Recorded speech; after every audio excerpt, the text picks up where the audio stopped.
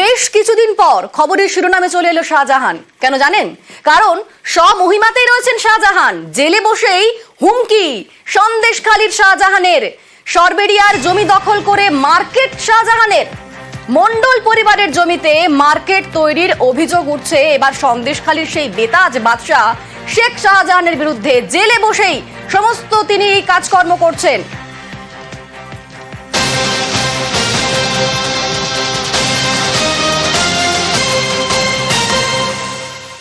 আমরা আমাদের সঙ্গে রয়েছেন প্রতিনিধি অনুপম থেকে আরো বিস্তারিত জানবো। অনুপম, জেলে বসেই তিনি এই সমস্ত কাজকর্ম করছেন, ঠিক কি কি অভিযোগ উঠছে আর কিভাবে তিনি জেলে বসে এগুলো করতে পারছেন?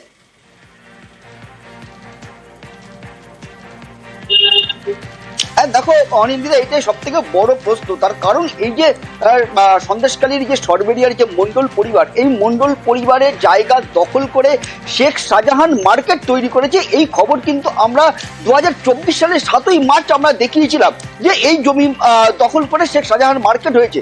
এবং তারপরে কিন্তু এই মন্ডল পরিবার তারা সিবিআই দপ্তরে, বিএলআর দপ্তরে, ইডি দপ্তরে কিন্তু তারা অভিযোগ করেছিল এবং তার তদন্ত শুরু হয়। সিবিআই দপ্তরের থেকে বারংবার এই শেখ শাহজাহান মার্কেটে আসে, মন্ডল পরিবারের কাছে আসে, তারা জিজ্ঞাসাবাদ করে, বিভিন্ন কাগজপত্র নথিপত্র তারা খতিয়ে দেখে।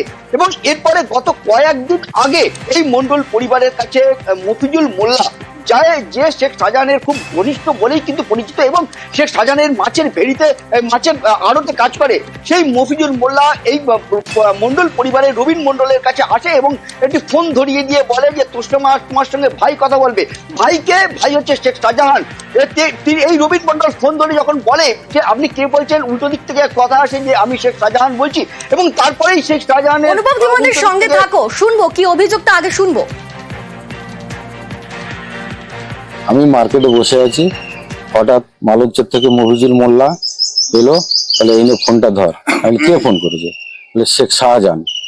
বলছে বলে তোদের ব্যবস্থা করে দেবো, তোরা মার্কেট নিয়ে খুব উৎপাত করছিস, তোর বাড়ি ঘরদের ভাঙচুর করে দেবো, বম মেরে দেবো, সব তোর বাড়ি ছাড়া করবো। ইমিডিয়েটলি হঠাৎ আমরা খুব আতঙ্কের মধ্যে আছি। এমতো অবস্থায় আমরা ইডি দপ্তরে যাই, সেখানে গিয়ে আমরা এই দপ্তরে সবকিছু জানাই, যে কোনো আইনে একটা ব্যবস্থা করা হোক, আমরা কিভাবে কি করব আমরা থাকতে পারছি না।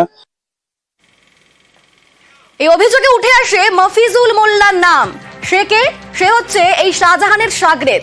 যদিও সে মফিজুল মোল্লা, তার সাথে আমরা কথা বলেছিলাম, সে কিন্তু এই সমস্ত বিষয়টাই অস্বীকার করে।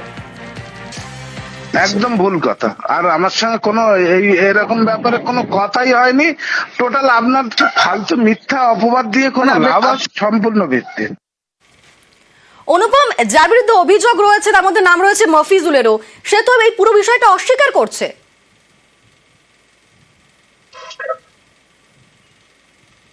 হ্যাঁ দেখো অনিন্দিতা, এই যে মফিজুল মোল্লা যার বিরুদ্ধে অভিযোগটা উঠেছে, যে যার ফোন ব্যবহার করা হয়েছিল এই হুমকির জন্য, সে কিন্তু পুরো বিষয়টা অস্বীকার করেছে। তবে এখানে কিন্তু একটা প্রশ্ন থেকেই যাচ্ছে, যেহেতু এই মন্ডল পরিবার আবার কিন্তু ইডির দপ্তরে কিন্তু এই ফোনের হুমকি নিয়ে কিন্তু আবার অভিযোগ দায়ের করেছে এবং সিবিআই দপ্তরে অভিযোগ দায়ের করেছে, থানা সন্দেশখালী থানাতেও কিন্তু, নেজার থানাতেও কিন্তু তারা মৌখিকভাবে জানিয়েছে। এবং এই নিয়ে যদি সত্যি কোন রকম তদন্ত শুরু হয়, তাহলে কিন্তু এই যে মফিজুল মোল্লা, তার যে ফোন কল রেকর্ডিং এবং সেই ফোন কল রেকর্ডিং, যে তার যে দুখানা ফোন নাম্বার ব্যবহার করে, সেই ফোন কল রেকর্ডিং যদি সিবিআই বা ইডি তারা যদি চেক করে বা তদন্ত করে সেই ফোন কল রেকর্ডিং ধরে, তাহলে কিন্তু একদম সত্যতা কিন্তু বেরিয়ে আসবে। এবং যদি সত্যতা বেরিয়ে আসে, তাহলে কিন্তু বড় প্রশ্নের মুখে কিন্তু পড়বে। তার কারণ শেখ শাহজাহান এখন জেলে, সেই জেলে বসে কি করে এই ফোন কল করলো, তাহলে কি জেলে বসে ফোন ব্যবহার করা যায়?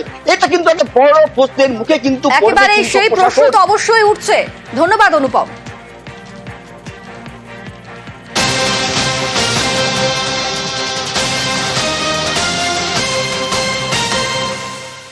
ভুয়ো নথিতে পাসপোর্টে লুকআউট, 69 বাংলাদেশির বিরুদ্ধে লুকআউট নোটিশ। ভুয়ো নথিতে পাসপোর্টে অভিযুক্ত 120 বাংলাদেশি এবং ফেরার অভিযুক্তদের ধরতে তৎপরতা। এই বিষয়ে আরো বিস্তারিত বলে আমাদের সঙ্গে রয়েছেন প্রতিনিধি অমিত। কি খবর পাওয়া যাচ্ছে? গত বছর নভেম্বর মাসে ফেক নথি দিয়ে পাসপোর্ট তৈরি করার বিষয়টি সামনে আসে কলকাতা পুলিশের। তদন্ত শুরু করা হয়, 10 জনকে গ্রেফতার করা হয় এবং সব মিলিয়ে এখনো পর্যন্ত কলকাতা পুলিশের তরফে 130 জনের বিরুদ্ধে চার্জশিট দেওয়া হয়েছে আলিপুর আদালতে, যার মধ্যে 120 জন বাংলাদেশি নাগরিক। এই 120 জনের মধ্যে 69 জনের বিরুদ্ধে লুকআউট নোটিশ জারি করা হয়েছে। তোমাকে জানিয়ে রাখবো, কলকাতা পুলিশের তরফে স্বরাষ্ট্র মন্ত্রককে চিঠি দেওয়া হয়েছিল এবং লুকআউট নোটিশ জারি করার জন্য আর্জি জানানো হয়েছিল। এবং তারই প্রেক্ষিতে 69 জন যারা বাংলাদেশি নাগরিক, যারা ভুয়ো নথি বানিয়ে আমাদের রাজ্য থেকে বিভিন্ন পাসপোর্ট কেন্দ্র থেকে তাদের পাসপোর্ট ইস্যু করা হয়েছিল, এবং সেই সংক্রান্ত বিষয়ে তদন্ত নেমে এই 120 জন বাংলাদেশি নাগরিকের নোটিশ পায়, যারা ভুয়ো নথি দিয়ে তারা ভারতীয় পাসপোর্ট বানিয়েছে, যাদের মধ্যে একাংশ ইতিমধ্যে বিদেশে চলে গিয়েছে, তাদের ধরে আনতে বা তাদের গ্রেপ্তার করার ক্ষেত্রে তৎপরতা দেখাচ্ছে লালবাজার। এবং ইতিমধ্যেই অভিবাসন দপ্তরকে চিঠি দিয়ে একই সঙ্গে স্বাস্থ্য মন্ত্রকে চিঠি দিয়ে লুকআউট নোটিশ জারি করা হয়েছে। এবং পুলিশ সূত্র থেকে এটা দাবি করা হচ্ছে যে যারা বাইরে চলে গিয়েছে, যারা বিদেশে চলে গিয়েছে ভারতীয় পাসপোর্ট নিয়ে, তাদের যেমন ধরে আনার প্রক্রিয়া শুরু করতে চাইছে। এবং একই সঙ্গে বেশ কয়েকজন রয়েছে যারা এখনো পর্যন্ত এই রাজ্যে বা আমাদের দেশে অন্যত্র লুকিয়ে রয়েছে, তাদেরও কিন্তু সন্ধান চালানো হচ্ছে, এমনটা কিন্তু জানা যাচ্ছে লালবাজারের তরফে। ধন্যবাদ। নিশ্চয়ই এলওসি জারি হয়েছে, কিছু লোক বাইরে চলে গেছে, তো নিশ্চয়ই অ্যাকশন হবে ওদের আগে। আর এবার আপনাদের বাঁকুড়ার একটি স্কুলের ছবি দেখাবো। কিরকম ছবি না, সেখানে প্রধান শিক্ষককে ঘেরাও করা হয়েছে। দেখুন সেই ছবি, যেখানে প্রধান শিক্ষককে ঘেরাও করা হয়েছে বাঁকুড়ার 2 নম্বর ব্লকের মগরা হাই স্কুল। আর সেই হাই স্কুলেরই এই ছবি, যেখানে প্রধান শিক্ষককে ঘেরাও করা হচ্ছে। দেখুন সেখানে অনেক পড়ুয়ারা রয়েছেন, অভিভাবকরা রয়েছেন, তারা কিন্তু প্রধান শিক্ষককে ঘেরাও করেছেন। কিন্তু কোন কারণে, কি অভিযোগ করছেন তারা, তাদের বক্তব্য আগে শুনবো। এই মিটিংটা বানচাল করার জন্য স্কুল সভাপতি সেও চেষ্টা করেছিল, বুদ্ধদেব শর্মা, মগরা হাই স্কুলের সভাপতি। তিনি কি এর সঙ্গে যুক্ত হয়েছেন? হ্যাঁ, তিনিও তো এর সাথে যুক্ত আছে, যেহেতু জয়েন্ট অ্যাকাউন্টার। আমরা মনে করছি টাকাটা তছরূপ হয়েছে, কারণ উনি ব্যাংকের আপডেট দেখাতে পারেননি, কোনো স্টেটমেন্ট দেখাতে পারেননি। হেড স্যার তো বেশিরভাগ দিন আমাদের টিফিনের পরে আসে। বলছে পড়াশোনা কি এবারে হয় না? প্রায় মানে হয় নাই বললেই চলে। এইটি উঠার পর থেকে আমাদের টিফিনের পরে একদিনও ক্লাস হয়নি। মিড ডে মিল খেয়ে ঘর? হ্যাঁ, আমরাও চলে যাই, স্যারগুলো চলে যায়। আমাদের রুমে তো ফ্যানই নাই, আমরা তো বিনা ফ্যান এখন ক্লাস করি। তোমরা গরমে কষ্ট হয় না? হয়তো, কিন্তু স্যারকে বলেছে, প্রায় স্যারকে বলেছে, কিন্তু কেউ ওটাকে কার্য করে না। অভিযোগ উঠছে যে স্কুলের তহবিলের টাকা তছরূপ করেছেন প্রধান শিক্ষক। তারই পাশাপাশি পড়ুয়ারা অভিযোগ করছে যে একদম যখন সময় স্কুলে আসার, সেই সঠিক সময়ে প্রধান শিক্ষক নাকি স্কুলেই আসেন না। আমাদের সঙ্গে রয়েছেন প্রতিনিধি প্রিয়ব্রত। প্রিয়ব্রত, যে অভিযোগগুলো উঠছে, কতদিন ধরে এগুলো চলছে? স্কুলে দেরি করে আসেন শিক্ষক, টাকা তছরূপ করা হচ্ছে, কতদিন থেকে এই অভিযোগগুলো উঠছে? দেখো, যে অভিযুক্ত শিক্ষক, প্রধান শিক্ষক, তিনি কিন্তু 2010 সাল থেকে স্কুলে আছেন। আর সেক্ষেত্রে এই অভিযোগ কিন্তু সেই দিন থেকেই 2010 সাল থেকে তিনি রয়েছেন। এবং এই যে ছাত্রছাত্রী অভিযোগ করছেন, স্কুল দেরিতে শুরু হয়, কখনো কখনো টিফিনের পরে স্কুল ছুটি হয়ে যায়, কোনো ক্লাসও হয় না, পড়াশোনাও হয় না, যে মিড ডে মিল দেওয়া হয় সেটাও ঠিক গুণগত মানের নয়। এই জন্যই এমন অভিযোগ। এবং অন্যদিকে অভিভাবকরা অভিযোগ করছেন যে 2019 সাল থেকে যে অনুদান হিসাবে টাকা এসছে স্কুলের ভবন সংস্কার, কখনো প্রাচীর সংস্কার, কখনো নতুন বিল্ডিং হওয়ার জন্য, সব টাকাই কিন্তু আত্মসাৎ করেছেন এই অভিযুক্ত শিক্ষক, প্রধান শিক্ষক এবং পরিচালন সমিতির যে সভাপতি রয়েছে। অন্যদিকে হচ্ছে পরিচালন সমিতির সভাপতি এবং যে ব্লক যুব সভাপতি, সে একজনই। এবং সেই অভিযোগ উঠছে যে টাকা পরিচালন সভাপতি, তার নাম উঠে আসছে এখানে। তিনি কি বলছেন, তার বক্তব্য শোনাবো একবার। স্কুলের হেডমাস্টার কখনোই হয়তো পারিবারিক অশান্তি, এই কারণে কোনো দেরি হয়েছে, টেন্ডার করার জন্য চিঠি করে দিয়েছে বা 3 মাস আগের থেকে। আমরা কিন্তু জানতাম না কি ফান্ড এসছে না এসছে, আমাদের কমিটির মেম্বারকে কখনোই বলে নাই। প্লাস আমাদের যে কমিটি আছে, কমিটিটা আমাদের রিইউনিয়নেই হয় নাই, এটা কমিটি নাই বললেই চলে, মিথ্যা খবর। আর যে করছে এটা সম্পূর্ণ বিজেপি চাল করছে, সম্পূর্ণ বিজেপি। আমাদের সঙ্গে রয়েছেন প্রিয়ব্রত। প্রিয়ব্রত, পরিচালন কমিটির সভাপতি, তিনি বলছেন তিনি জানতেনই না এবং তিনি অভিযোগ করছেন বিজেপির বিরুদ্ধে। হ্যাঁ, দেখো, এই যে পরিচালন সমিতির সভাপতি রয়েছেন, তিনি দাবি করছেন যে বিজেপি এই ধরনের ঘটনা ঘটাচ্ছে। কিন্তু এই যে ঘটনা ঘটে গেছে, তার মধ্যে কিন্তু এই যে জয়েন্ট অ্যাকাউন্ট রয়েছে, পরিচালন সমিতির সভাপতি রয়েছেন, এর পাশাপাশি প্রধান শিক্ষক রয়েছেন মুকেশ পাত্র, এই দুজনের বিরুদ্ধে মূলত অভিযোগটা। কারণ এই দুজনের সই ছাড়া সেই টাকা উঠতে পারে না। সেই 54 লক্ষ টাকার হিসেব চাইছেন তারা, এবং সেই হিসেব দিতে পারছেন না প্রধান শিক্ষক। তার কাছ থেকে বারবার ধরে স্টেটমেন্ট চাওয়া হচ্ছে, ব্যাংক অ্যাকাউন্ট দেখার কথা বলা হচ্ছে, কিন্তু তারপরে হচ্ছে না। বিকেল নাগাদ যখন বিক্ষোভ চরমে ওঠে, যখন ঘেরাও করে রাখা হয় প্রধান শিক্ষক সহ সহ শিক্ষকদের, তখন পুলিশ গিয়ে ঘটনাস্থলে পৌঁছায়। পুলিশকে ঘিরেও বিক্ষোভ দেখানো হয়। কেন এই ধরনের গড়িমসি করা হয়েছে বারবার ধরে ডিআইকেও জানানো হয়েছে, ব্লক প্রশাসনকে জানানো হয়েছে, কেন তারপরেও কেন নজরদারি করা হয়নি বা কৈফিয়ত চাওয়া হয়নি প্রধান শিক্ষকের, এমনটা অভিযোগ কিন্তু অভিভাবকদের।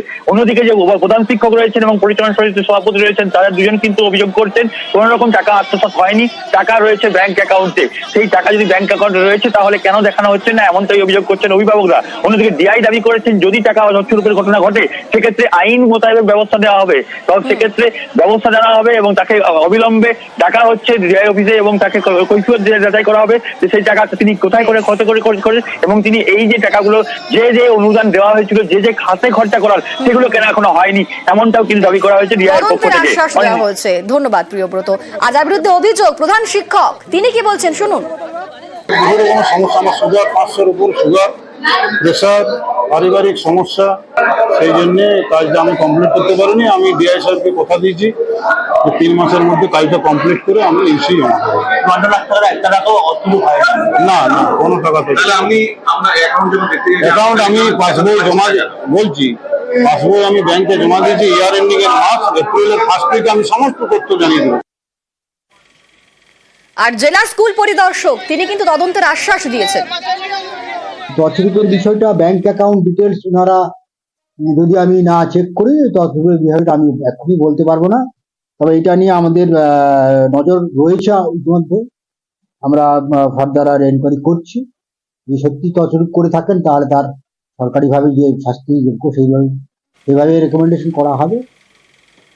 আর এই পুরো ঘটনায় শুরু হয়েছে রাজনৈতিক তরজা।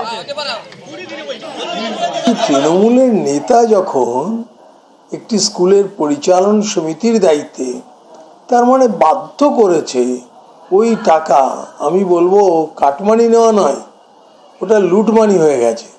এই পরিচালন সমিতির সভাপতি এবং প্রধান শিক্ষক, তাকে দরকার মতো আইনগত যা ব্যবস্থা তাই করা উচিত, গ্রেপ্তার করা উচিত, তার বিরুদ্ধে কেস করা উচিত।